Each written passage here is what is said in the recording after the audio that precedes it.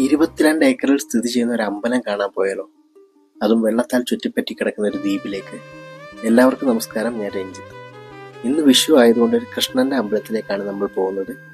Northern അയർലൻഡിലുള്ള ഒരു മനോഹരമായ ദ്വീപിലേക്ക്. ഈ ദ്വീപിലേക്ക് എത്താൻ ഫെറി സർവീസ് മാത്രമാണുള്ളത്. ഫെറി ഓൺലൈൻ ബുക്ക് ചെയ്യാൻ സാധിക്കും. പെട്ടെന്ന് പ്ലാൻ ചെയ്തതുകൊണ്ട് നമ്മൾ ബുക്ക് ചെയ്യാതെയാണ് പോയത്. ഡെർലിൻ വരെ നമുക്ക് കാറിലെത്താം. അവിടെ എത്തി ഫെറി ടീമിനെ കോൺടാക്ട് ചെയ്താൽ അവരെത്തി നമ്മളെ ദ്വീപിലേക്ക് കൊണ്ടുപോകും. അവിടെ എത്തിയാൽ വേറെ ലോകത്തെത്തിയ ഫീലാണ്. ഈ 22 ഏക്കറിലുള്ള ഒരു വിക്ടോറിയൻ ബംഗ്ലാവാണ് ഇപ്പോൾ കൃഷ്ണ ടെമ്പിളായിട്ട് ഉപയോഗിക്കുന്നത്.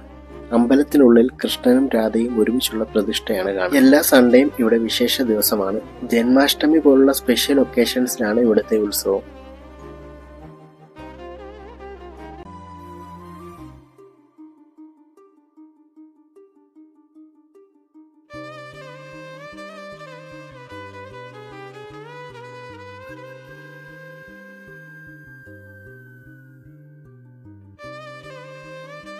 ഒരു പശുത്തൊഴുത്താണ് നമ്മൾ കാണുന്നത്. ഇവിടെ ഒരുപാട് പശുക്കളുണ്ട്.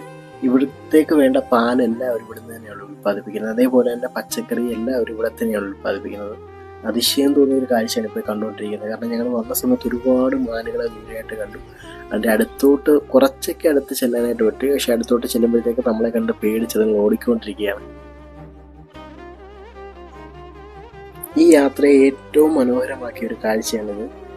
മയില് ഭയങ്കര രസമായിരുന്നു. മയിൽ ഇങ്ങനെ പീലി വിടർത്തി ഇങ്ങനെ നടക്കുന്നത് കാണാനായിട്ട്. ഒരുപാട് മയിലുകൾ ഇവിടെ ഉണ്ട്.